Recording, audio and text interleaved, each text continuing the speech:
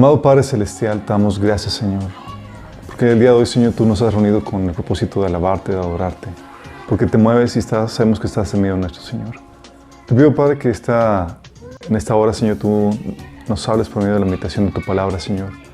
Te rogamos que hables a través de mí, Padre, con claridad, con el poder de tu Espíritu Santo, Señor. Que el mensaje sea claro y que transforme nuestras vidas, Señor, que nos edifique, Padre. Te ruego, Señor, que también quites cualquier velo de entendimiento que pueda impedir que el mensaje llegue, Señor, y que produzca el fruto que tú deseas, Señor, en nuestras vidas. Te lo pedimos, Señor, en el nombre de Jesús. Amén. Ok.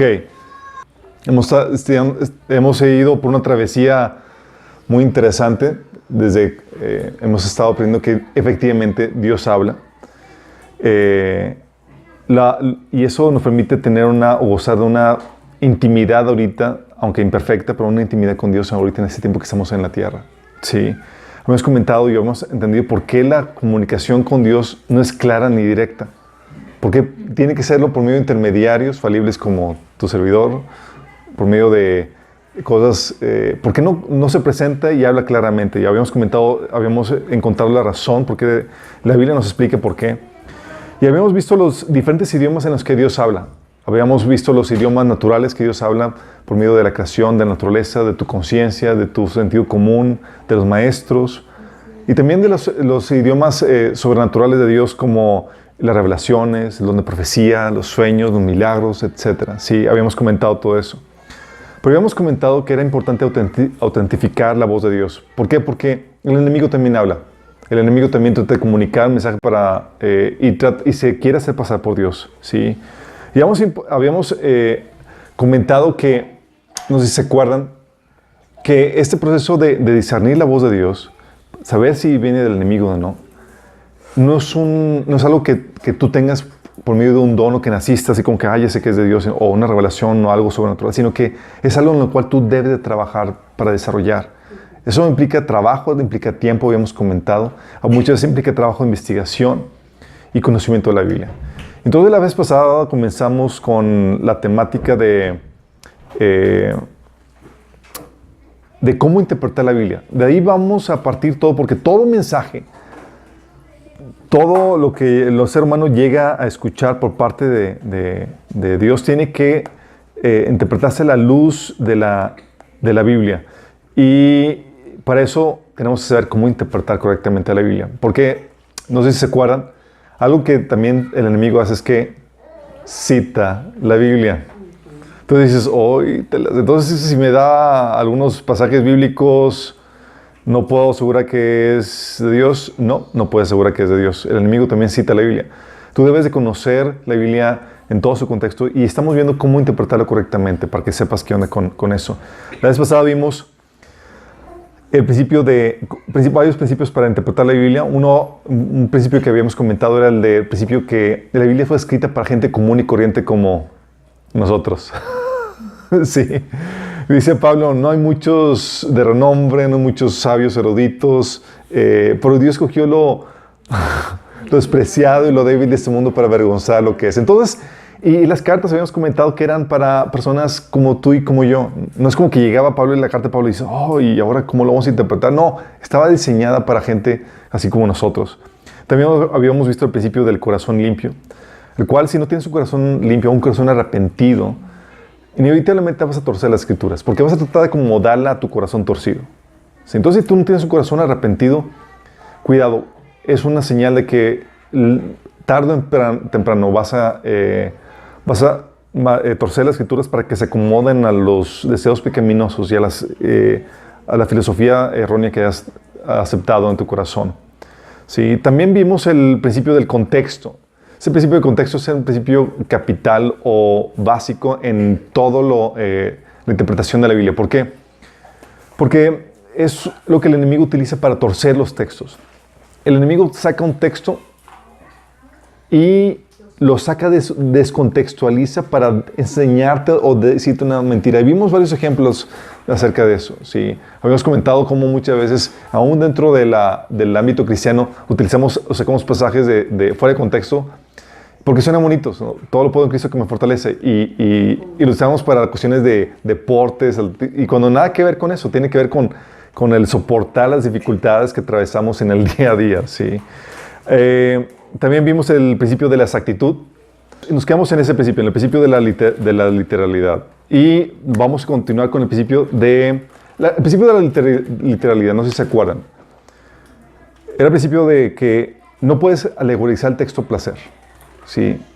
Porque cuando tratas de alegorizar el texto placer y no respetas las formas literarias que se dan, tú interpretas el texto como tú quieras, ¿sí?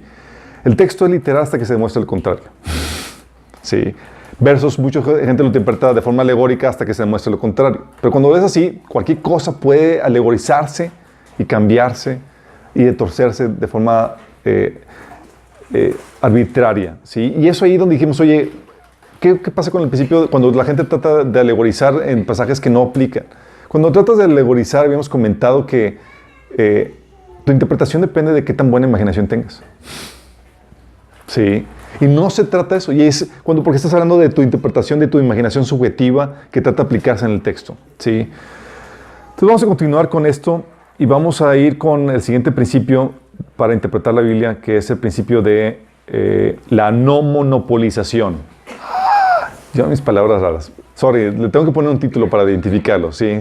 Mi esposa se me echa cargo que dice, tú y tus títulos raros y ahora qué le vas a poner. Y pues bueno, tengo que ponerle algún nombre para identificarlo. ¿Sí? Principio de la no monopolización. ¿De qué trata esto? Sí. Este pasaje, este principio te lo explica muy bien 2 de Pedro, capítulo 1, del 19 al 21. También Lucas 11, 52 y Gálatas 2, del 2 al 6. Fíjate lo que dice 2 de Pedro. Dice, tenemos la palabra profética más segura, a la cual hacéis bien en estar atentos como una antorcha que alumbra en lugar oscuro, hasta que el día esclarezca y el lucero de la mañana salga en vuestros corazones. Entendiendo primero esto, que ninguna profecía de la Escritura es de interpretación privada. Fíjate, ninguna profecía de la Escritura es de interpretación privada, porque nunca la profecía fue traída por voluntad humana, sino que los santos hombres de Dios hablaron siendo inspirados por el Espíritu Santo. ¿Sí? Y esto tiene que ver con, no es como que yo tengo el monopolio de la interpretación. No es de interpretación privada. No es como yo solamente puedo decir, interpretarlo y tú no. ¿Sí? Yo soy iluminado y tú eres el tontito que va a escuchar. No. Es así como mucha gente lo tiene. De hecho, es lo que lo menciona Jesús en Lucas 11. Fíjate lo que dice. Hay de ustedes expertos de la ley, porque se han adueñado de la llave del conocimiento. Ustedes mismos no entran y a los que quieren entrar les han cerrado el paso. ¿Sabes por qué? Porque lo que hacían los fariseos es que no tienes el conocimiento, no tienes credenciales, no puedes interpretarlo. ¿Sí? No se te ha permitido. Tú tienes que atender a lo que nosotros te enseñamos. ¿Sí? Y no puedes tomarlo tú por tu... O sea, están monopolizando la interpretación. Eso es muy delicado. ¿Sí? Y más porque, fíjate lo que menciona aquí en Gálatas 2, del 12 al 6. Me fascina este pasaje porque está hablando de que los apóstoles, que eran los 12, ¿se acuerdan? Pedro, Juan, etc. Ellos habían recibido la revelación del Evangelio y ellos tenían el encargo de diseminarlo por toda la iglesia. ¿Sí? Pero de repente sale una persona que nada que ver, que era Pablo, y también recibe la misma revelación. ¿Sí? Y lo interesante del caso es que él no... o sea, con eso te está diciendo que los apóstoles no tenían el monopolio de la revelación, sino que Dios levantó a otras personas y estaban en la misma sintonía porque eran de parte, estaban escuchando a Dios mismo. ¿Sí? Lo que voy con eso es que los apóstoles no es como que si los apóstoles no lo enseñaban, los demás no tenían forma de saberlo. Dios sabría las formas para que la demás gente podría entenderlo. ¿Sí? Fíjate lo que dice. Fui a Jerusalén porque Dios me reveló que debía hacerlo. Durante mi tiempo ahí, me reuní en privado con los que eran reconocidos como los dirigentes de la iglesia y les presenté el mensaje que predico a los gentiles. O sea, les digo, oigan chicos, esto es lo que estoy predicando. Y dice, quería asegurarme que estábamos de acuerdo, o sea, en la misma sintonía, porque temía que todos mis esfuerzos hubieran sido inútiles y que estaba corriendo la carrera en vano. Y luego más adelante, en el versículo 6 dice, los líderes de la iglesia no tenían nada que agregar a lo que yo predicaba. O sea, estábamos en la misma sintonía. ¿Sí? Y eso te habla de algo impresionante porque Pablo no aprendió el evangelio de ellos. Y estaban en la misma sintonía. Y dices, wow, ¿por qué? Porque Dios no tiene el monopolio. No es como que somos los apóstoles y solamente por medio de nosotros vas a aprender. No. Dios se abre formas y diferentes personas a través de las cuales da su enseñanza. Entonces nadie puede atribuirse una cualidad especial o exclusiva para entender o interpretar la Biblia. Nadie. Es como que yo solamente... No. ¿Sí? Nadie puede decir que tú no tienes la capacidad de estudiar y entender el texto por ti mismo. Fíjate. ¿Sí? O sea, tú puedes llegar a estas mismas conclusiones, a este mismo entendimiento. De hecho, es algo que no sé si les ha llegado a pasar, pero en el inicio de mi caminar con Cristo, pues obviamente empiezas a leer la Biblia, ¿no? Y yo la leía y estaba emocionado con lo que Dios me estaba enseñando, pero te das miedito. Así como que, ay, digo, pues nunca había escuchado eso, pero viene en la Biblia. Y el siguiente domingo, ¿qué crees? Predicaban de eso. Y el pastor hablaba exactamente y yo, ay, entonces estoy escuchando bien a Dios. ¿Por qué? Porque no es de interpretación privada. Si la Biblia está abierta para todos y es para todos, gente común y corriente, es de esperarse que lo que viene en el mensaje lo entienda no solamente una persona, sino varias personas. Oye, lo entendió tal persona, yo lo capté y estamos varias gente entendiendo lo mismo. Sí, por eso no es de sorprenderse que, oye, predicaron el domingo o predicaron lo mismo que Dios me está enseñando. Es que estamos escuchando al Espíritu, sí. Entonces, ningún pasaje de la Biblia requiere una revelación especial dada a una persona o institución para entenderse. No es como que, oye, recibí en sueños el significado de este texto y solamente yo tengo esta revelación porque yo solamente lo recibí. No hay tal cosa, ¿sí? De hecho, todas las sectas, ¿sabes qué hacen? Presumen de una revelación especial que solo ellos tienen y por la cual te deben de endoctrinar. Es como que tú no puedes entender y conocer la verdad por ti mismo, sino que tienes que venir con nosotros. Esa es una característica común de las sectas. Sí, por ejemplo, y son cosas así porque porque cuando tú lees la Biblia por ti mismo, o sea, las sectas tienen un conocimiento, un entendimiento especial para interpretar pasajes de la Biblia y llegar a conclusiones a las que nadie más llegaría leyendo el texto por sí mismo. Dices, ¿cómo llegaste a esto? Ah, es que tengo una revelación especial. Por ejemplo, ¿sabías que los testigos de Jehová dicen que Jesús es el arcángel Miguel? Sí, no hay forma en la que tú puedas llegar a esa conclusión leyendo el pasaje por ti mismo en la Biblia. No hay forma. Sí. Si estos tipos de dónde sacaron, pues... Sí, y los testigos lo aceptan porque la autoridad del Watchtower y todo eso lo enseña, sí. O sea, es lo que entendería cualquier persona conociendo solo el texto en su contexto sin alguna idea preconcebida. Pues no, sí. Por ejemplo, en la Iglesia Católica algo que enseña, por ejemplo, es que los hermanos de Jesús no son realmente hermanos, sino sus primos. Pero no hay forma de entender eso de acuerdo al texto. Dices, ¿cómo rayos llegaste a esa conclusión de que eran sus primos? Sí. O... los testigos de Jehová ponen, por ejemplo, la palabra de Jehová en el Nuevo Testamento. Cuando en el texto en el Nuevo Testamento fue escrito en griego y no hay forma de que pueda estar la palabra de Jehová, pero lo ponen arbitrariamente y cuando ellos quieren. ¿Sí? El pasaje, o los mormones creen que Jesús es hermano de Satanás. Leyendo la Biblia, no hay forma en que puedas llegar a esa conclusión. ¿Sí? Entonces, ¿por qué es importante eso? Porque nadie tiene el monopolio y no es como que alguien pueda decirte es que tú no puedes entenderlo por ti mismo. Tú debes aceptar nuestra revelación especial porque nosotros somos el canal autorizado por parte de Dios. Entonces tu interpretación no puede depender de una revelación o algo especial que solo tú tienes. Fíjate, no es como que yo solamente lo tengo. No hay gente que tenga el monopolio. De hecho, por eso Jesús puso los 12 discípulos. Sí, y aún así levanta gente fuera de los 12 que entendían la palabra. Entonces no puede depender de una revelación o algo especial que solo tú tienes, sino, ¿sabes de qué debe depender? De elementos del texto, de razonamiento o datos bibliográficos a los que cualquier otra persona puede acceder y corroborar. Sí, o sea, no son monopolios, son cosas de conocimiento general de historia o que el texto mismo te enseña o cuestiones que son cuestiones normales por la lógica y sentido común de que es así. Sí. O sea, no puedes decir, oye, me fue revelado que la iglesia no pasará el tiempo de tribulación. Ok, ¿y cómo llegaste a eso? No, es que Dios me lo reveló. No. ¿Cómo llegaste a eso? O sea, y estamos hablando de una revelación subjetiva más que no puede ser respaldado por la Biblia. Entonces no lo puedes aceptar. ¿Sí? Pero dices, oye, si es por el texto, muéstrame qué pasajes te llevaron a concluir eso. ¿Sí? Porque eso es algo a lo que te lleva este principio de la no monopolización. Como nadie tiene el monopolio, el texto está abierto a que cualquiera lo cuestione. Digo, tu interpretación está abierta a que cualquiera lo cuestione o busque los fundamentos de cómo llegaste a esa conclusión. ¿Sí? Oye, gente que dice, es que Jesús es... Pedro, perdón, que dijo, Jesús es el Mesías, es el Hijo de Dios. Lo recibió por una revelación, sí, pero se le tuvo que enseñar cómo justificar eso con la Biblia.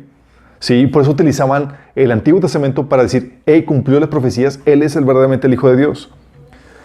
No puedes decir, oye, el Espíritu me habló y me dijo esto y aquello. Es cómo llegaste a eso. Porque no puede depender de una revelación particular que solamente tú recibiste. ¿Sí?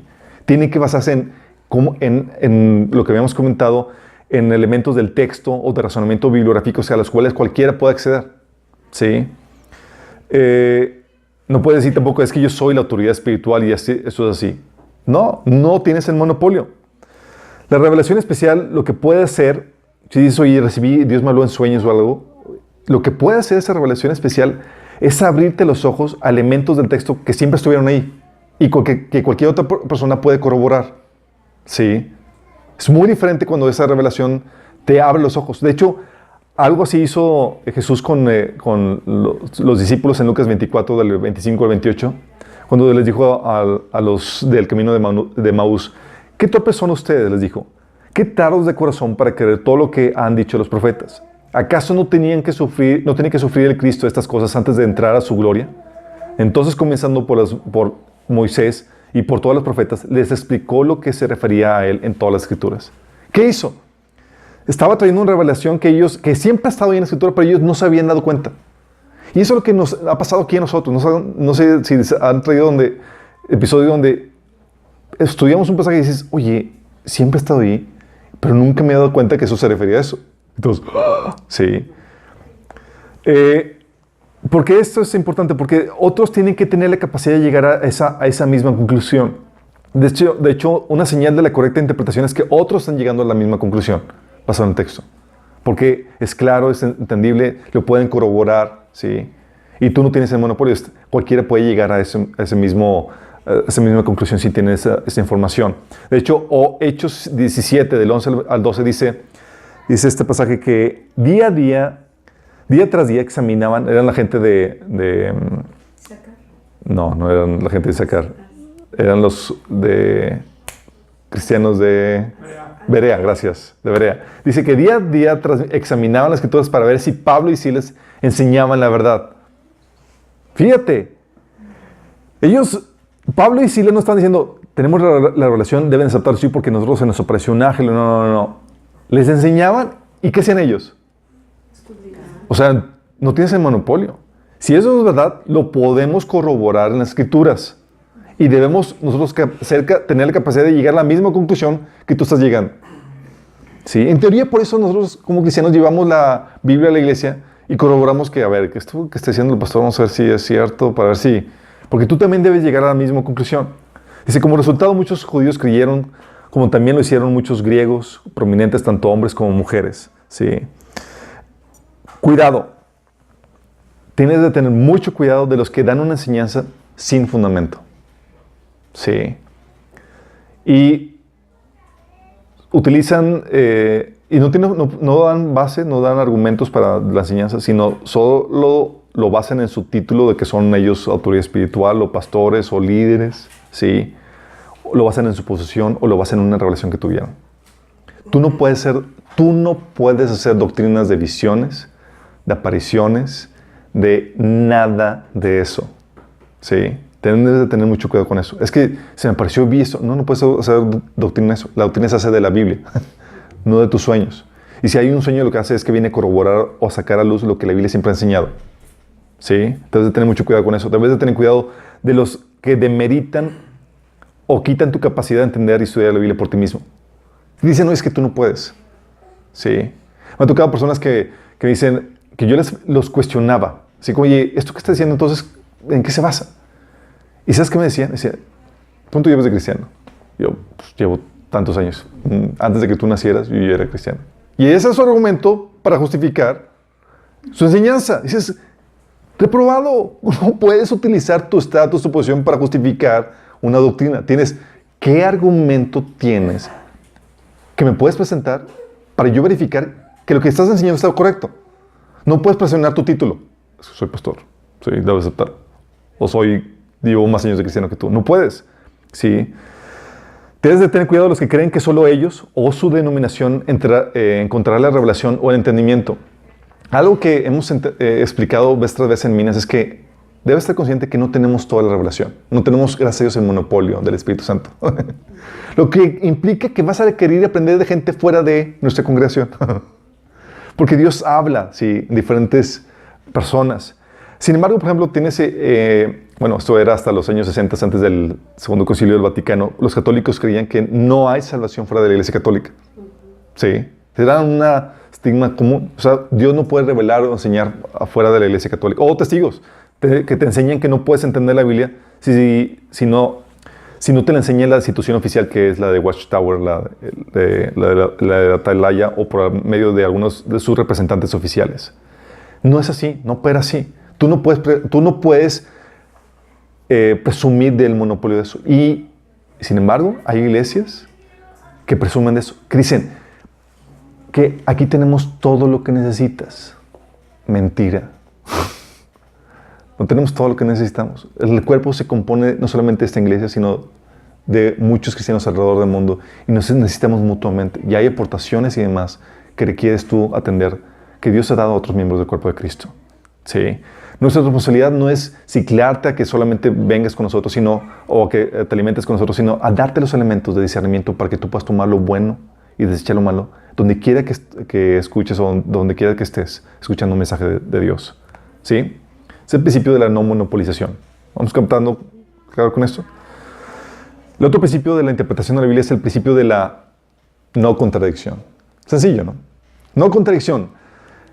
Eso es importante porque hay gente que dice que la Biblia está llena de contradicciones. ¿Mande? Revelación, sí.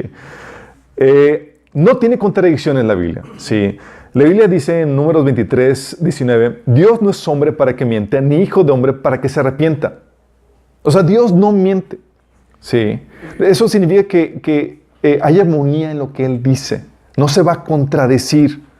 Sí. Hebreos 6, 18 dice, hablando de la promesa que Dios le hizo a Abraham, dice que lo hizo mediante la promesa y el juramento, que son dos realidades inmutables, en las cuales es imposible que Dios mienta. Y tengamos un estímulo poderoso, los que buscando refugio, nos aferremos a la esperanza que está delante de nosotros. O sea, Dios no puede mentir, no puede decir como que dije una cosa y me contradije. Es que era mentira la otra. O es mentira. No puede hacer eso. Sí. Este principio de la no contradicción, lo que te permite distinguir la verdad del engaño. Porque sin esto, diríamos, bueno, es que Dios dijo esto, pero ya cambió de opinión. Sí, no hay tal cosa. Sí. Porque si fuera así, entonces, ¿cuándo sabes cuándo cambió y cuándo no? No es un Dios voluble. Lo que hace Dios es que Dios es un íntegro. Dice que es el mismo ayer y siempre, dice la Biblia. Y eso es lo que te ayuda a distinguir un evangelio distinto del que está escrito en la Biblia. Dice Gálatas 1 del 8-9. Pero si alguno de nosotros o un ángel del cielo les predica un evangelio distinto del que les hemos predicado, que caiga bajo maldición. ¿Por qué? Porque sabemos que si hay algo diferente, si hay una contradicción, es que es del enemigo. Es el principio de la no contradicción. Sí. Dice, y lo vuelvo a repetir en versículo 9, como ya lo hemos dicho, ahora lo repito, si alguien les anda predicando un evangelio distinto del que recibimos, que caiga bajo maldición. Y no es como que pueda decir, es que Dios cambió de opinión, entonces este sí es el... No cambió de opinión, no está mintiendo, no se contrapone, no se contradice. Sí. Y es aquí donde es genial este principio de la no contradicción, porque te permite distinguir el error de la verdad, ¿sí? Pero también es padrísimo porque cuando estás leyendo la Biblia, tú puedes saber cuando tu interpretación está correcta o incorrecta en base a este principio, ¿sí? La Biblia no se contradice. Lo que se contradice, ¿sabes qué es? Tu mala interpretación. Entonces, si hay una contradicción es que estás entendiéndola mal. Sí, ese fue el principio que Jesús utilizó para contrarrestar el ataque del enemigo. El enemigo saca un texto de la Biblia.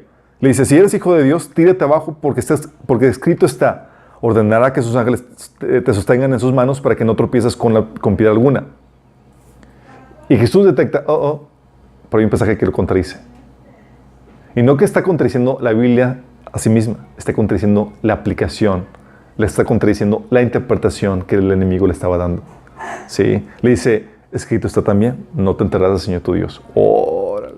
¿Sí? Dices, ¡ah! Entonces, le está diciendo al enemigo, así muy políticamente, le está diciendo Jesús a Satanás, tu interpretación está equivocada, mi chavo. ¿Sí? Estás utilizando mal la Biblia. ¿Sí? Y eso requiere de un entendimiento expositivo de la palabra. ¿Han escuchado a qué se refiere cuando dicen que están predicando la palabra, la predicación expositiva? La predicación expositiva es cuando estudian la Biblia verso por verso, en orden.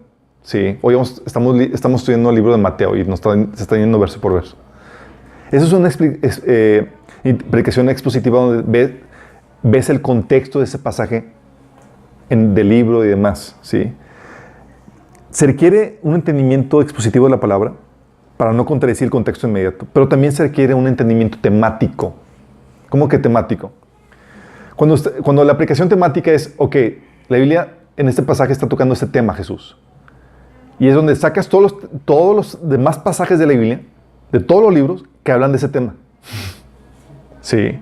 ¿Para qué? Para saber cómo se debe entender en todo el contexto temático. Y eso es importante para no contradecir toda la Biblia. Lo que hizo Jesús aquí sacó un texto que no era del texto inmediato, sino sacó un texto de otro libro.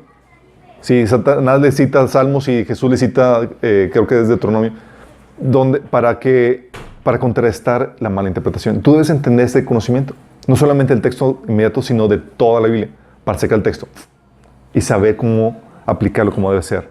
Sí. Este principio, si se dan cuenta, es una derivación del principio de la ley de contexto. ¿Sí? De hecho, hay gente que sí les ha tocado cuando están leyendo la Biblia y se encuentran con aparentes contradicciones, o solamente soy yo, o no la leen. Sí les ha tocado. Cuando te encuentras aparentes contradicciones, déjame animarte, examina bien el texto. Escudriñalo, porque hay verdades ocultas y Dios quiere que las descubras. Dice la Biblia, gloria de Dios es descubrir un asunto, pero honra del rey es escudriñarlo. ¿A qué me refiero con esto? Recuerdo pasajes que yo empezaba a leer en la Biblia cuando cuando comencé a leer la Biblia, la había leído varias veces ya, y vuelvo a leer Juan donde dice que a Dios no lo han visto jamás. Y dices, pero leí en el Antiguo Testamento que habían visto a Dios. Y de hecho Moisés hablaba con él cara a cara. La Biblia se contradice. Entonces estaba así como que... ¿Y qué es lo que pasa? La Biblia te enseña que esas aparentes contradicciones lo que pasa es que tienen conocimientos profundos que están puestos para tu descubrimiento. Escudriñando esa temática, por ejemplo, descubrí que quien se apareció en el Antiguo Testamento era Jesús. Y cuando la Biblia dice que a Dios nadie lo ha visto jamás, está hablando de Dios el Padre. Y ahí en ese mismo pasaje dice que es Jesús el quien lo ha dado a conocer. Entonces dices, oye, entonces veían a Dios. Sí, veían a Dios, pero veían a la segunda persona de la Trinidad, a Jesús. Sí, a quien no veían era al Padre. Entonces, ¿se contradice? No, no se contradice. Sí. O la aparente contradicción de que dice, oye, las obras, ¿son necesarias o no? Santiago parece decir que sí y Efesios parece decir que no. No hay contradicción. Sí. O el caso de Elías y Eliseo que mandaron a traer fuego del cielo. Y a los discípulos se les enseña que no. ¿Hay una contradicción? No, no hay contradicción.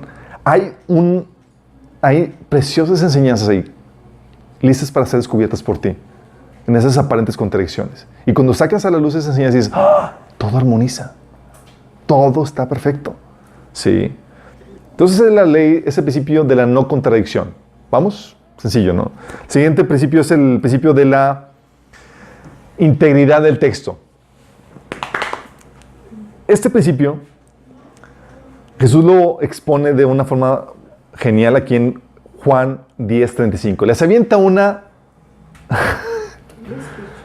avienta un verso complejo donde los fariseos se quedaron así congelados. ¡Chin! ¿Cómo lo hacemos? Sí. ¿Por qué? Porque se estaban quejando de que él, siendo hombre, se estaba haciendo Dios al decir que era hijo de Dios. Entonces Jesús le dice en Juan 10:35, si Dios llamó dioses a quienes, para quienes vino la palabra, porque citó el pasaje de Salmo donde dice que vosotros sois dioses, ¿sí? Y Jesús dice, si Dios llamó dioses a quienes, para quienes vino la palabra, y la escritura no puede ser quebrantada, ¿sí? Y dice, la Biblia llamó a esta gente, a esta gente que estaba escuchando, les llamó dioses. Y luego dice, la escritura no puede ser quebrantada. O sea, ¿cómo lo interpretas? ¿Por qué? Porque hay pasajes complejos que a los que estudiamos la Biblia nos dan ganas de quitarlo. Dices, oh, pasajes incómodos, dices, chin, esto no encaja, ¿sí? Y Jesús le pone, no puedes quebrantarlo. En otra versión dice, no puedes modificarlo. Está claro, diciendo ustedes son dioses. Entonces, ¿qué es lo que te enseña con esto? Te enseña que la Biblia no puede ser quebrantada, no puede ser modificada. Es decir, no puedes cortar, ignorar o añadir nada de lo que viene ahí. Sin añadirle algo que ya viene ahí. No puedes modificarlo, no puedes quebrantarlo. Apocalipsis 12, del 18 al 19 dice, a todo el que escuche las palabras de este mensaje profético de este libro, le advierto esto. Si alguien le añade algo, Dios le añadirá a él las plagas descritas en este libro. Y si alguno le quita las palabras de este libro de profecía, Dios le quitará su parte del libro de la vida y de la ciudad santa descritas en este libro. Órale. Principio de, no le puedes quitar, no le puedes añadir.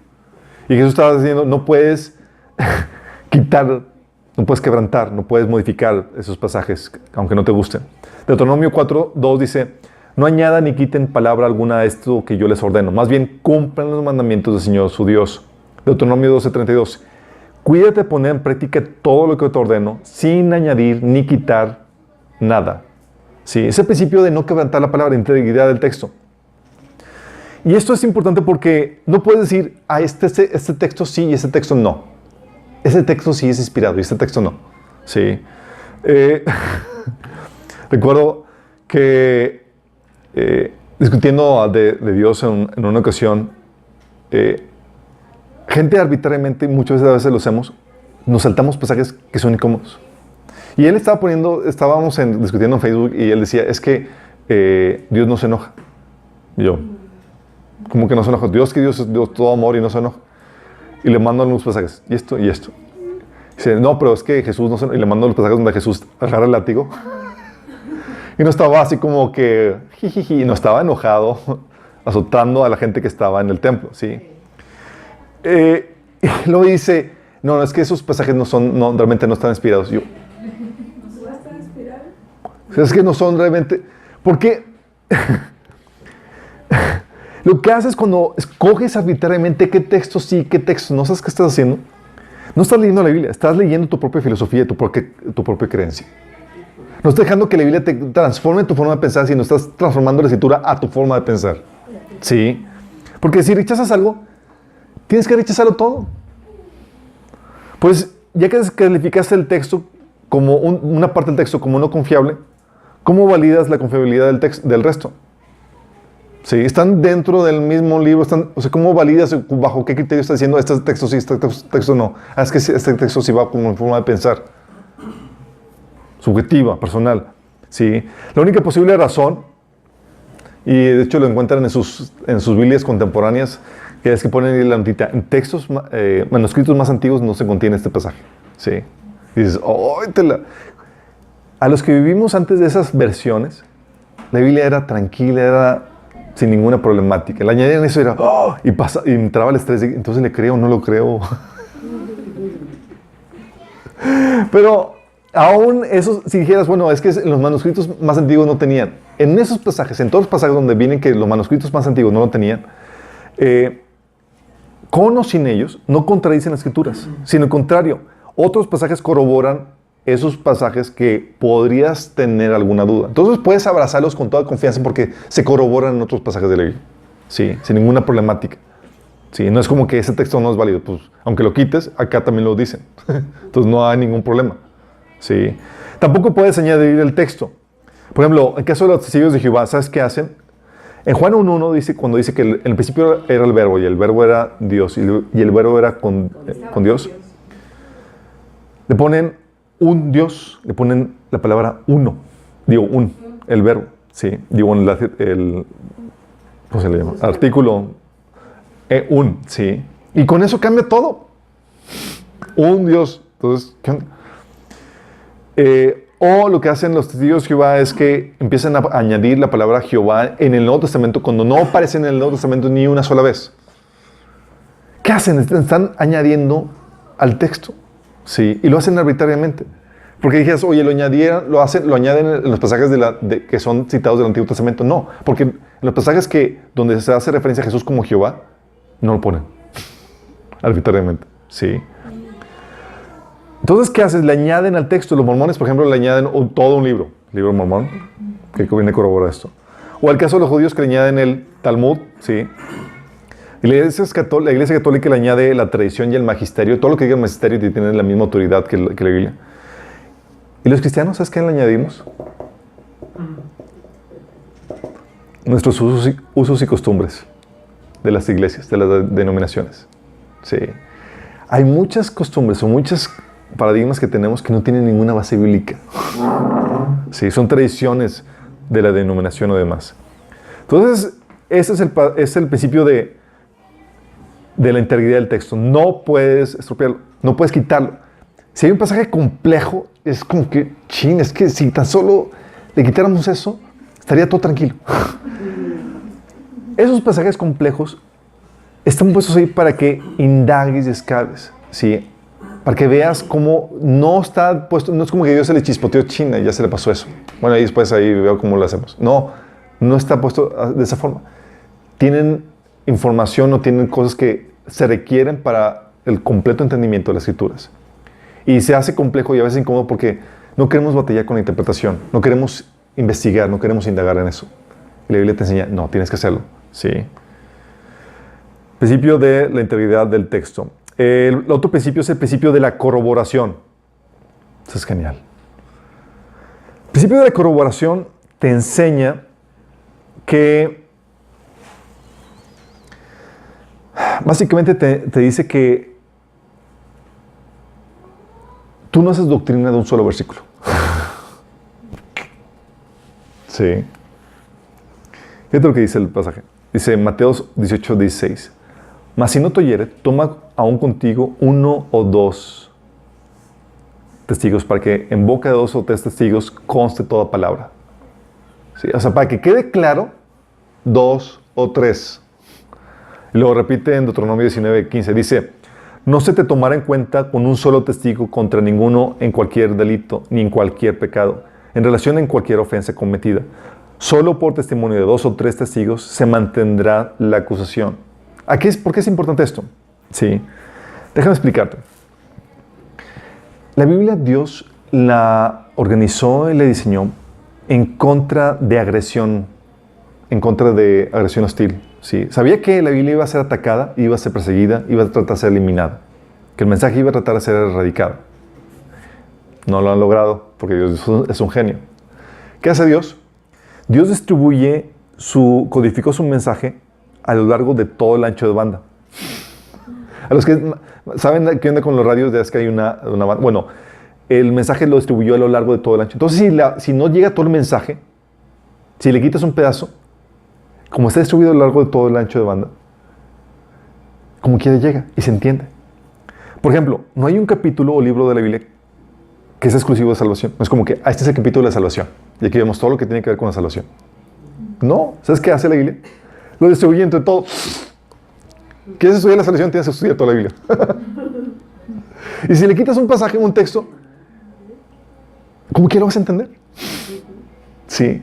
Porque se corrobora aquí, aquí, y acá y acá. Sí. Ese principio de la corroboración dices, wow, es un genio. Sí, es un genio.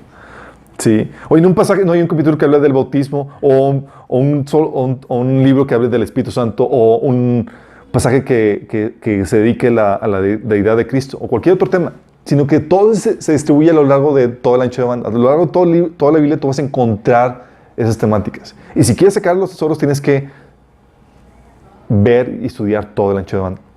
Eso es importante, porque cuando hablo de esto, te estoy hablando de que no es solamente un pasaje, no es solamente un versículo que se utiliza para enseñarte, sino que se corrobora a lo largo. y se distribuye a lo largo de toda la Biblia.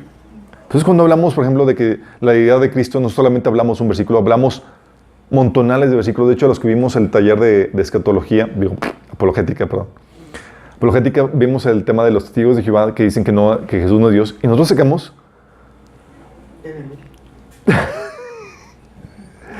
tantos pasajes, ¿sí? Que nos tomó hora y media estudiarlo y no terminamos. Y rápido. Sí. Eso es importante porque no es como que ves un versículo y dices, de aquí voy a hacer una doctrina. No. Es que otros pasajes de la Biblia hablan también de esto para entenderlo mejor. Sí. ¿Qué otro pasaje me corrobora esto? A ver si estoy entendiendo bien. Entonces, debes hacerte esa pregunta. Oye, ¿qué dicen otros pasajes que hablan del mismo tema? Lo expande, lo corrobora, lo profundiza, lo aclara. Y es aquí donde hay gente que alaba la predicación expositiva, ¿no? Dicen, es que mi iglesia lo presume, de que estudiamos la Biblia en orden, verso por verso. Genial, sí. Pero esa es una parte importante, pero no puedes omitir todos los pasajes que hablan de tal o cual tema. Porque si tú los omites, vas a tener problemáticas para entender una temática en particular. Por ejemplo, hoy lees el pasaje y lees el pasaje de no juzguéis y no seréis juzgados. Entonces, no debemos juzgar. Y en ese pasaje no se habla más de eso. Y como que sí era el caso. Pero luego abres la Biblia, la logras todo el tema y dices, oye, aquí sí se puede hacer, y entonces aquí también, y Jesús acá dice que sí, juzguéis con justo juicio y demás, y dices, entonces, ¿por qué? Porque tienes que usar todo el ancho de demanda. Es que otros pasajes corroboran eso, ¿sí? Por eso se requiere tanto el estudio expositivo como el temático para entender la Biblia. Y hay peligros en hacer doctrinas de un solo versículo. Peligros como, por ejemplo, típico pasaje que hemos dicho, oye, si crees tú, serás salvo tú y tu casa, y lo tomamos como promesa. Es una promesa y toda la cosa. Y ya viste que más pasajes hablan acerca de eso. Y lo decimos, es que si creo yo, Dios dijo que va a ser salvo toda mi casa. Y estamos ahí. ¿Y sabes qué dice Pablo?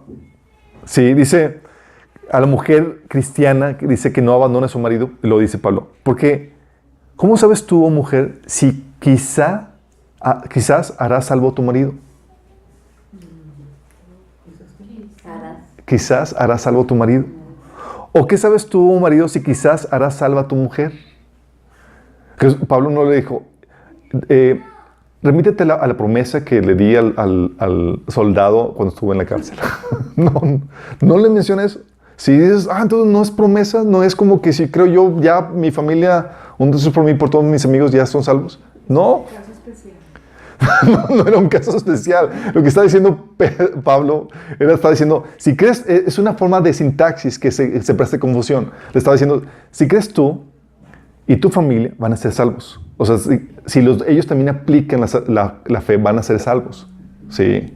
Es una cuestión de estructura del enunciado. No es una promesa de que crees tú y por lo tanto, por consecuencia, como promesa, como van a ser salvos tu familia. ¿Sí? Aquí Pablo lo aclara. ¿Sí me explico? Es donde dices, oye, no puedes sacar un texto y esa doctrina de eso es, ok, ¿qué más? ¿Qué otros pasajes me arrojan en esta temática más luz para saber cómo se debe de tomar? ¿Sí? Ya algunos están así como que, entonces se pueden perder. Pues, ¿cuál el contexto? Pablo te lo pone como que no sabemos, ¿sí? ¿Quién sabe si lo puedas ganar? Sí. Sorry, chico. Entonces, cuando estudias o ves un pasaje y no tienes más conocimiento, no te viene otros textos que te ayuden a corroborar eso, ¿sabes qué hagas? Abre en tu mente o en tu libreta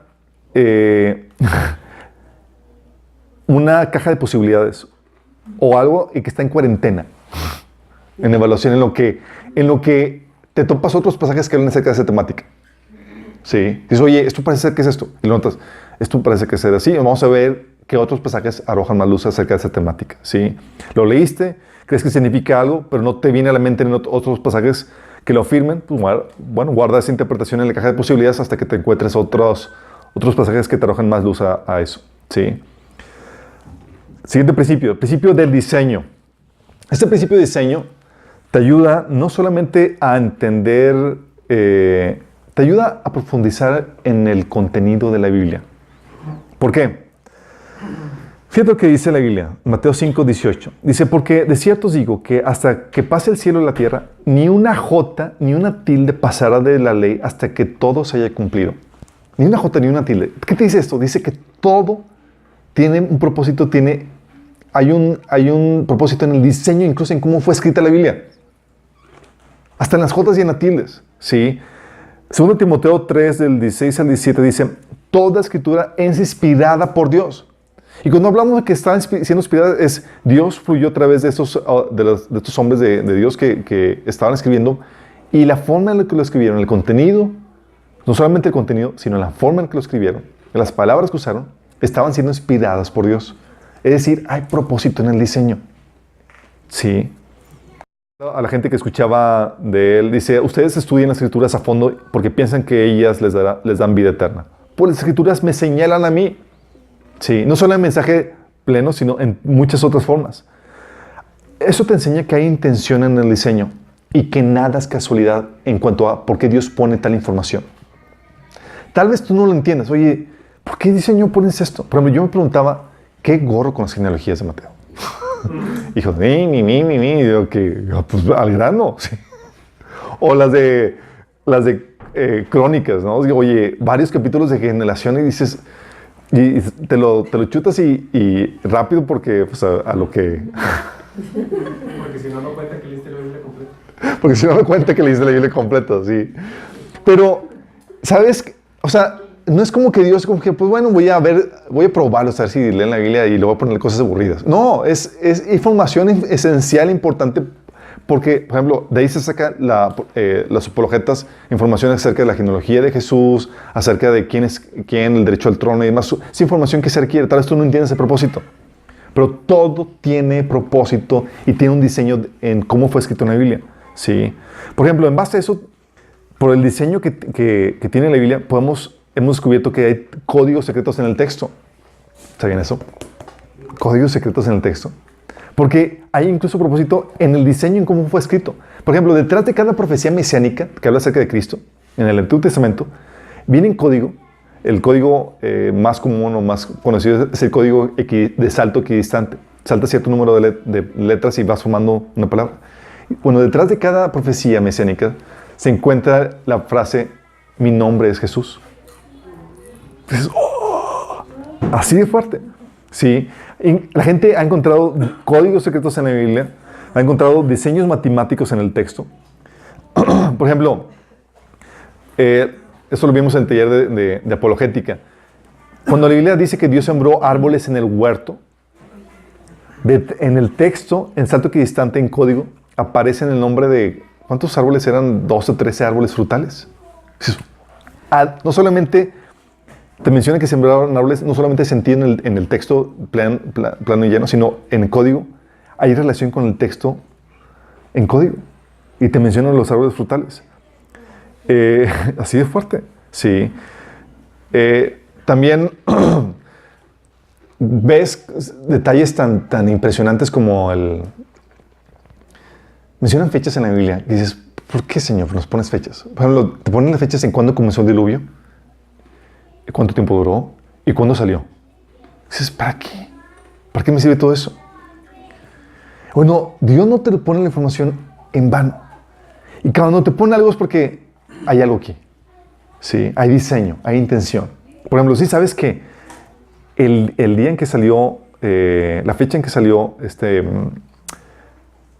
no iba a ser Moisés, Noé, perdón. Que salió Noé del arca. Pone la Biblia la fecha. Es la misma fecha de la resurrección de Jesús. Y es como que Dios diciendo, es el inicio de una nueva vida. Y dices, órale, enseñanzas ahí de cómo hay diseño incluso en esa temática. O en el caso de Génesis capítulo 5, por ejemplo. Oye, pone los nombres y todo eso. Dice, Génesis 5 viene la genealogía a partir de Adán. Dice que Adán tuvo a Set, luego Set fue padre de Enos padre de Cainán, Cainán padre de Malael, padre de Mael, de Enoc, de Matusalén, de Lamec, de Noé. Y dices, ay, qué aburrido. Bien, otra vez empezamos con la genealogía. Bueno, los nombres en hebreos, todos tienen significado. El nombre de Adán, por ejemplo, significa hombre. Set significa nombrado. Enos, mortal. Cainán, lamento. Mahalet, bendito Dios. Jared significa vendrá. Enoc significa enseñando. Matusalén significa su muerte traerá. Lamec significa el angustiado. Y Noé significa descanso y paz. Tú lo juntas en ese orden, tal cual como viene en el texto, y te encuentras que viene el mensaje del Evangelio, que dice, el hombre fue nombrado un mortal y lamento, pero el bendito Dios vendrá enseñando que su muerte traerá al angustiado descanso y consuelo. Y dices, oh my goodness. Eso viene así. Es como que, es casualidad. No hay forma de que sea casualidad. Hay diseño en el texto. Y dices, wow. O sea, entonces cuando ves eso dices, puedes descubrir cosas tremendas. Nada más cuando sabes que Dios opera, dices, ¿por qué Dios puso esto? ¿Qué quería enseñarnos? Y le puedes escarbar. Si vas a encontrar tesoros increíbles, te preguntas, oye, ¿por qué Dios decidió poner esto aquí? ¿O qué quiere hablar el Espíritu por medio del diseño o el patrón de ese texto? Y vas a encontrar cosas muy impresionantes, así como estas. Sí. Siguiente principio, aparte del principio del diseño, es el principio de la revelación progresiva. Importantísimo esto. Revelación progresiva. Ese principio se plasma en Mateo 13:12, que dice, a los que escuchan mis enseñanzas, se les dará más comprensión y tendrán conocimiento en abundancia. Pero a los que no escuchan, se les quitará aún lo poco que entienden. Te dice que avanzas o retrocedes, pero no te quedas estancado. Qué fuerte, ¿no? Y Jesús lo pone, ese principio de la revelación progresiva, también lo pone Hebreos 5:12 al 14. Dice el autor de Hebreos, hace tanto que son creyentes que ya deberían estar enseñando a otros. En cambio, necesitan que alguien vuelva a enseñarles las cosas básicas de la palabra de Dios. Son como niños pequeños que necesitan leche. No pueden comer alimento sólido. Pues el que se alimenta de leche sigue siendo bebé y no sabe cómo hacer lo correcto. El alimento sólido es para los maduros, los que a fuerza de práctica están capacitados para distinguir entre lo bueno y lo malo. Fíjate cómo te distingue dos tipos de alimentos. Leche, para los inmaduros, y alimento sólido, para los que ya tienen colmillo. ¿Sí? De hecho, lo corroboran en el versículo 13. Dice, y todo el que participa de la leche es inexperto en la palabra de justicia, que es la palabra de Dios, porque es niño. Dice, por ejemplo, Colosenses 1:10, también lo corrobora, dice, irán creciendo a medida que aprenden a conocer a Dios más y más. Este principio te enseña que es un error creer que con una sola vez que leíste la Biblia es suficiente. Sí. ¿Y ya leí la Biblia? No, mi chavo, la leíste nomás una vez. Necesitas una pequeña cantidad de información. Lo que te enseña ese principio es que la revelación es progresiva. Tienes que leerlo 1, 2, 3 y toda tu vida. Porque entre más lo leas, más vas a aprender, más cosas se te van a revelar. Es decir, la revelación no viene de sopetón de buenas a primeras. No es que ya leí y aprendí todo lo que la Biblia tiene que enseñar. No funciona así. Este principio es un mandamiento a leerla y releerla. Pues si paras, no te estancas, sino que decreces. Se te quita el entendimiento que habías alcanzado. Fíjate, si dejas de leer la Biblia, no te estanques. Se te está quitando. Sí. Esto es básico porque el Espíritu Santo, cuando lo empiezas a leer y releer la Biblia, ¿sabes lo que hace? Trae a tu mente pasajes ya leídos para que entiendas y profundices en el texto que ahora estás leyendo. Estás leyendo y dices, ¡oh! Y eso se relaciona con ahí. Y vienen y haces la conexión y dices, ¡wow! Y sacas tesoros tremendos porque ya tienes referencia de más pasajes de la Biblia o tienes la Biblia más fresca en la mente y puedes entender más cosas. El rompecabezas de lo que Dios quiere enseñarte se empieza a armar. Entonces no vas a entender todo con la primera leída, sino que entre más leas, más entiendes. No creas resolver todos los enigmas y problemas que el texto presenta de buenas a primeras. Es que no lo entiendo. Si no lo lees y si no continúas leyendo, menos le vas a entender. ¿Sí? Cosas se van esclareciendo y vas entendiendo conforme vas avanzando, vas leyendo el texto. Entonces tú sé fiel a la lectura. No quieras conocer todas las aplicaciones e implicaciones que el texto tiene de buenas a primeras. Sí, es que ya lo leí, pues no lo entiendo. Pues síguele. Y otra vez, y la cosa te va a ir esclareciendo. ¿Sí me explico? Entonces, conforme aumenta tu entendimiento de la Biblia, tu conocimiento de la Biblia, vas a hacer correcciones, también eso te enseña.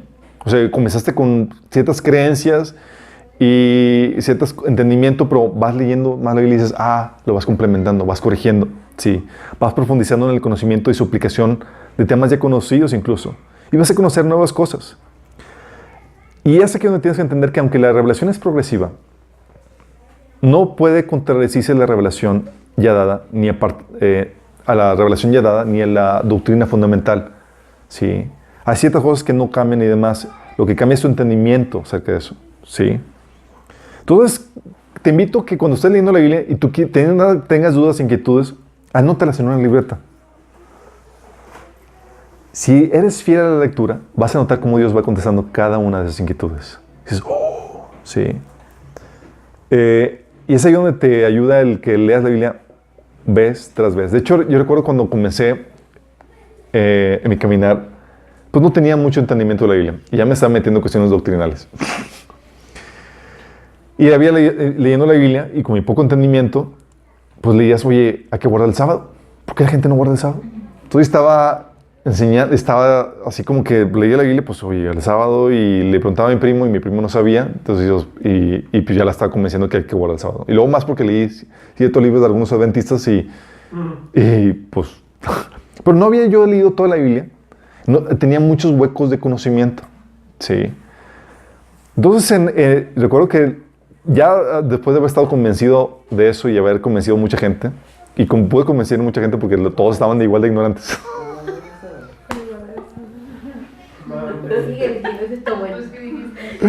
Oye, entonces recuerdo que fui a la librería cristiana, yo me la pasaba en la librería cristiana, y vi un libro así delgadito, chiquito, de Bautista, que era ¿Por qué guardamos el domingo? Yo, voy a comprarlo para refutar ese libro. Refutarlo. Entonces lo leí. Oye, había pasajes que yo no había leído y que ni siquiera había estudiado. Sí, en mi poco entendimiento ya quería resolver todas las problemáticas. Sí, y al ver esos pasajes era como que, pues aquí se esclarece todo. Sí, y hace que armonice todo y explica por qué no importa el sábado o domingo, el día que decides descansar. Sí, es genial. De hecho, nosotros nos juntamos el sábado, chicos, nada más para aclarar. No porque guardemos el sábado. Lo hacemos por conveniencia personal. Sí, bueno, oficialmente ya es domingo, porque el sábado comienza a partir de aproximadamente las 6. Sí. Es sábado. Ok. Entonces, ese principio de la revelación progresiva. Tú vas entendiendo y toda la cosa y seguramente vas a ir haciendo correcciones conforme tu entendimiento de la Biblia va extendiéndose. ¿Sí? El otro principio que es importante es el principio de la esencia. Principio de la esencia. ¿Qué me refiero con esto? Tú cuando lees un pasaje no se trata solamente de leer lo que dice.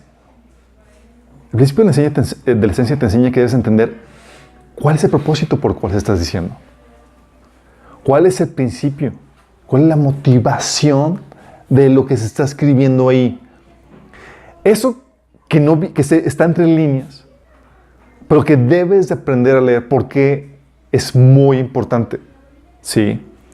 Por ejemplo, Jesús se quejaba de los fariseos porque leían el texto, pero perdían de vista la esencia del texto que estaban leyendo. Lo perdían. Perdían de vista el corazón de Dios, la motivación, el propósito, el principio, la prioridad que estaba enseñando el texto. Y por eso descuidaban cosas importantes, que eran más importantes. Por ejemplo, Jesús le decía en Mateo 23, del 23 al 25, fíjate lo que dice. Hay de ustedes, maestros de la ley, hipócritas, dan la 10ª parte de sus especies, la menta, el anís y el comino, pero han descuidado los asuntos más importantes de la ley, tales como la justicia, la misericordia y la fidelidad. Fíjate. Estaban haciendo pero estaban descuidando aspectos importantes. Se debían haber platicado esto sin descuidar aquello. Guías ciegos cuelan el mosquito, pero se tragan el camello. Sí, ¿saben por qué dice esta frase? Porque el mosquito era un animal impuro, entonces no debían de comérselo, entonces lo colaban. Sí, ponían una telita en el vaso y vaciaban el agua para asegurarse que no hubiera ningún mosquito porque era impuro. Y el camello es otro animal impuro, pero está, obviamente, mastodonte de animal. Dice, hay de ustedes, maestros de la ley, fariseos, hipócritas, limpian el exterior del vaso y del plato, pero por dentro están llenos de robo y desenfreno. Wow. Entonces que estaban obedeciendo el texto, pero perdiendo de vista la motivación, la intención, el propósito del texto, porque están haciendo. Debido a eso, a que los judíos tenían esa problemática, ellos podían dejar morir fácilmente a una persona de hambre o enferma por cumplir el mandamiento del sábado. Así, porque el texto me dice que debo de guardar el sábado, entonces, aunque te estés muriendo, no te puedo atender. Y dice que hay que guardar el sábado. Sí, dice el texto, pero ¿cuál es la motivación? ¿Cuál es el propósito? ¿Qué es lo que está detrás, entre líneas? Si pierdes de vista la esencia, vas a terminar torciendo el texto. Dice Jesús, había un hombre que tenía hinchados los brazos y las piernas. Jesús preguntó a los fariseos y a los expertos de la ley religiosa, ¿permite o no la ley sanar a la gente en el día de descanso? Les hizo esa pregunta y se entricaron. Así como que, pues la ley dice que hay que descansar. Pero también, pues, ¿cómo resuelves eso? Cuando ellos se negaron a contestar, Jesús tocó al hombre enfermo y lo sanó y despidió. Después se dirigió a ellos y dijo, ¿quién de ustedes no trabaja el día de descanso? Si tu hijo o tu buey cae en un pozo, ¿acaso no corres para sacarlo? Sí, estaba dándoles la enseñanza. De hecho, Jesús mostró casos en donde se violaba el sábado en la Biblia, en el Antiguo Testamento, para arrojar más luz sobre ese mandamiento del sábado, ¿sí? Y mostrar la verdadera intención. Fíjate lo que dice. Llegaron los fariseos con él y dijeron, mira, ¿por qué tus discípulos violan la ley al cosechar granos en el día de descanso? Jesús le dijo, ¿acaso no han leído las Escrituras lo que hizo David cuando él y sus compañeros tuvieron hambre? Entraron a la casa de Dios en el tiempo de Abiatar era sumo sacerdote y violó la ley al comer los panes sagrados que solo a los sacerdotes se les permite comer, y también les dio una porción a sus compañeros. Oye, tomaron pan que era prohibido que lo comiera nadie más.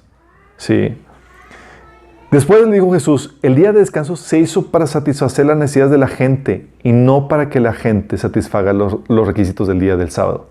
Y sacó la esencia, el principio. El mandamiento de descanso es para tu beneficio, porque lo necesitas para tu bienestar físico, emocional y todo, en tu integridad. ¿Sí? Necesitas descansar. ¿Sí? No es para que cumpla los requisitos de un día. Es para tu bienestar. ¿Sí? Oye, entonces cuando entiendes la esencia al principio, oye, si mi bienestar está en juego porque no puedo comer y estoy muriéndome de hambre o estoy enfermo, pues ya entiendes la esencia y con gusto se sano porque entiendes la esencia, el propósito, la motivación por la cual se dio el sábado. Sí, se dio por causa del hombre, no a costa del hombre. Sí. Así que el Hijo del Hombre es Señor incluso el día del sábado. ¿Por qué? Porque cuando lees la pura letra y no entiendes la motivación, el propósito, la esencia, el principio, te puedes distorsionar. Y Jesús siempre tenía en mente la motivación, la intención original. De hecho, llegaron con él y dijeron, ¿se permite a un hombre divorciarse de su esposa por cualquier motivo? Jesús le respondió, ¿no han leído las Escrituras? Ahí está escrito que desde el principio Dios lo hizo hombre y mujer. Y agregó, esto explica por qué el hombre deja a su padre y su madre y se une a su esposa y los dos se convierten en uno solo. Fíjate que se va al inicio. Dice, como ya no son dos, sino uno, que nadie separe lo que Dios ha unido. Entonces le preguntaron, ¿por qué dice Moisés en la ley que un hombre podría darle a su esposa un aviso de divorcio por escrito y despedirla? Y fíjate lo que dice aquí. Jesús contestó, Moisés permitió el divorcio solo como una concesión ante la dureza del corazón de ustedes, pero no fue la intención original de Dios. Fíjate, está dando, ve la letra, ve el texto y dice, ¿cuál es la motivación? ¿Cuál es la intención? ¿Por qué estaba dando esto? Y diseñó, ve el propósito original y dice, esto es por la dureza, porque son tercos y había que regular esa terquedad. Sí, eso es muy importante porque cuando tú estás leyendo la Biblia, no puedes enfrascarte en las personas, en las formas y perder de vista la esencia del texto. Es decir, la intención del Espíritu, el principio que Dios quiere transmitir.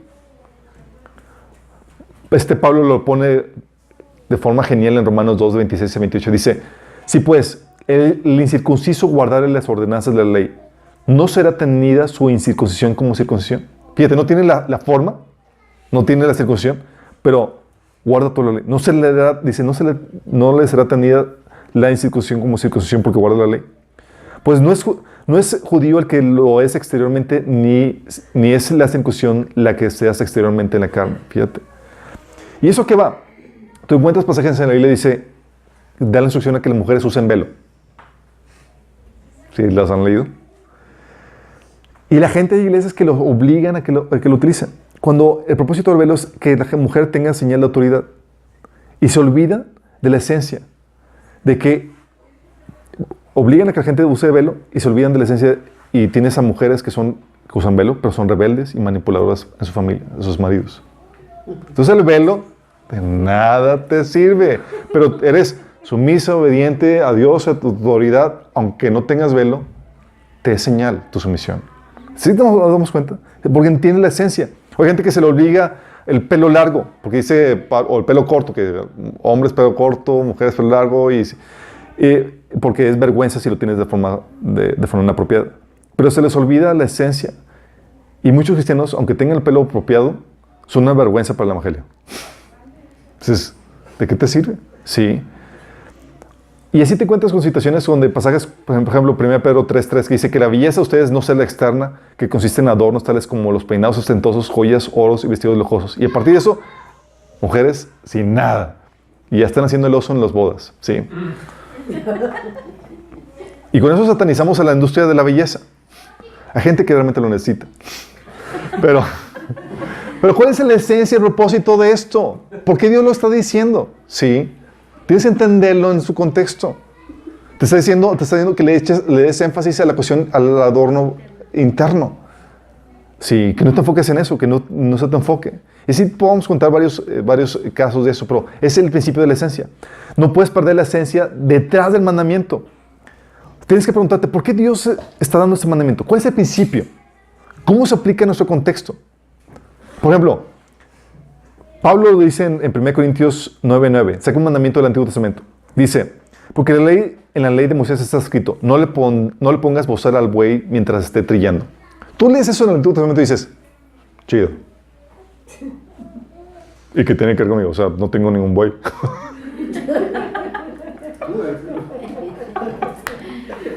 ¿Qué haces? ¿Sí? Y luego Pablo saca el principio de ese mandamiento y dice, ¿acaso se preocupa Dios por los bueyes? Y dices, pues así, yo creo que sí. Pues, bueno, lo dice Pablo, o lo dice más bien por nosotros. Y tú, no dice la pregunta, lo dice por nosotros y tú, oh, para nosotros. O sea, me dijo, güey, ¿o qué? No.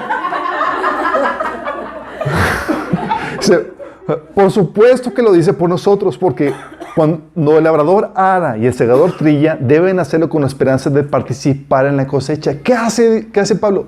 Extrae el principio de ese mandamiento. Dices, wow, el principio es, no debes dejar al labrador, al trabajador, sin su recompensa, sin su sustento. ¿Sí? Hay mandamientos que ya no aplican por el contexto, pero el principio sigue vigente. Por ejemplo, ¿sabes? En el Antiguo Testamento ves que hay ordenanzas para ayudar a los pobres. Y era, los sembradíos, deja tantito para que ellos, sí, yo no tengo ningún sembradío, entonces que ya no ayudo a los pobres. No, extraes el principio, ¿sí?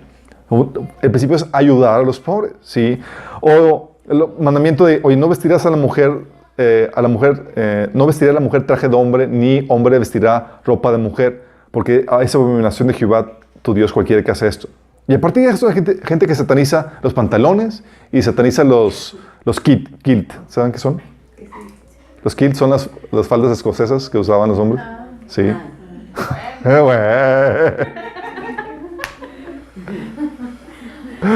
O las túnicas, dice, oye, son faldones más. Sí. Cuando el principio es que el hombre se viste como hombre, la mujer como mujer no está especificando alguna vestimenta en particular. Sí. O cuando la Biblia dice ir por todo el mundo y predicar el evangelio a toda criatura.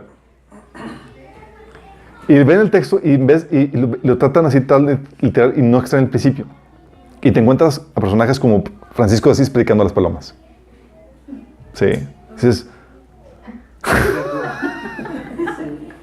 Se lo tomaron de la hermana. No tenía audiencia. sí.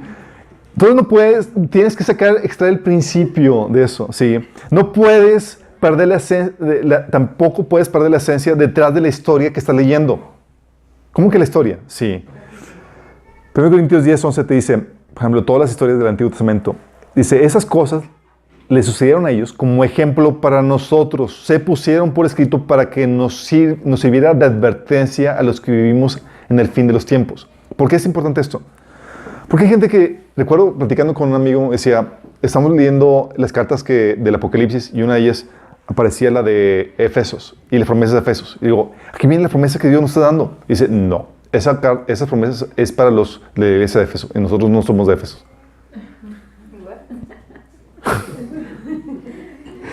Es el error de la hipertextualización. ¿Sí? No puedes decir, oye, no aplica a nosotros porque somos de la iglesia de Éfeso. ¿Sí? O no aplica a mí porque yo no me estoy rebelando contra Moisés. Este es mi papá, nada que ver con Moisés. No. ¿Sí? O dicen, es que Moisés ya murió hace mucho tiempo. Yo, nada que ver con eso. O no compares, yo no estoy en el desierto como con los israelitas. Yo estoy aquí en mi casa. O sea, empiezan a no extraer el principio, no extraen la esencia de la historia. Y eso es algo que la Biblia te trata de corregir, es no caigas en este error. Extrae la esencia, el principio y la motivación. ¿Cómo puedes, qué enseñanza Dios te quiere que saques de ella? Porque aunque tú no te estés rebelando en el desierto contra Moisés, el principio es la rebeldía, la sumisión a las autoridades, y eso implica donde sea. ¿Sí me explico? Entonces el principio de la esencia. Y aquí es donde lo vamos a dejar. Espero que estemos aprendiendo para aplicar cómo interpretar la Biblia, porque ustedes van a tener las herramientas para saberlo cómo ejercer, ¿sí? Ya no hay con que hay de ustedes, si me los topo, no aplicando estos mandamientos y enseñando cosas que nada que ver, ¿sí? No quiero terminar sin antes invitar a las personas que nos están sintonizando a que le entregues tu vida a Cristo. ¿Por qué es importante este llamado, que le entregues tu vida a Cristo? Porque la Biblia dice que el ser humano tiene un problema grave, que todos hemos pecado, somos reos de condenación. Y la Biblia dice que la paga del pecado es muerte, una separación eterna entre tú y Dios, contigo en el infierno. ¿Por qué así de grave? Porque no estás pecando contra el ser humano, estás pecando contra Dios, el Dios Todopoderoso. Y la paga por pecar contra Dios se paga así. Así de grave es tu pecado, aunque lo minimices. Entonces tú dices, oye, soy muy buena persona. Eres buena de acuerdo a tus criterios, a tus principios, a lo que tú crees que es bueno y malo. Pero de acuerdo al estándar de Dios, hemos fallado miserablemente. Todo lo que Dios te extiende misericordia, dice, estoy dispuesto a perdonarte. Si estás dispuesto a creer que Jesús murió por ti en la cruz y que resucitó para el perdón de tus pecados, y estás dispuesto a rendir tu vida a Él. Si estás dispuesto a hacer estas dos cosas, la Biblia dice que al invocar su nombre tú puedes recibir la salvación. Y si quieres hacerlo, te invito a que lo hagas. Te quiero ya en esta oración donde invocas su nombre, que cierres los ojos y le digas, Señor Jesús, en esta tarde, en esta noche, me arrepiento de mis pecados. Te pido que me perdones, Señor, por mi maldad. El día de hoy te acepto como mi Señor y como mi Salvador. Yo creo que moriste por mí en la cruz y que resucitaste para el perdón de mis pecados. Y recibo tu regalo de la vida eterna. Amén. Si hiciste esto, se va a manifestar, va a haber fruto. Va a haber la intención de obedecerlo, de hacer su voluntad, y esa intención se va a manifestar en la lectura de la Biblia y en el deseo de congregarte para seguir creciendo en el conocimiento de su voluntad. A todos los demás, vamos a orar para que el Señor nos ayude a aplicar esto en nuestra vida. ¿Sí? Ya no hay excusa como para que abusemos de la palabra de Dios, sino que, como dice la Biblia, nos podemos presentar como obreros aprobados que interpretan correctamente la palabra de verdad. ¿Sí? Amado Padre Celestial, te damos gracias porque nos enseñas, Señor, cómo usar, cómo entender, cómo interpretar correctamente tu palabra, Señor. Te pedimos, Señor, que tú nos guíes en este proceso, Señor. Sabemos que es algo delicado, pero es algo esencial, y que tú nos diste la palabra, la Biblia, Señor, no a la élite, no a los intelectuales, sino a nosotros, a cada uno en particular, Señor. Y queremos ser sabios y entendidos. y buenos mayordomos de este regalo que tú nos has dado, que es tu palabra, Señor. Que podamos ser buenos hijos tuyos, Señor, que usan bien tu palabra, Señor, que la interpreten correctamente, Padre. Líbranos del engaño, líbranos de desviarnos, Señor, y guíanos en un correcto entendimiento de tus escrituras, Padre. Te lo pedimos, Señor, en el nombre de Jesús. Amén.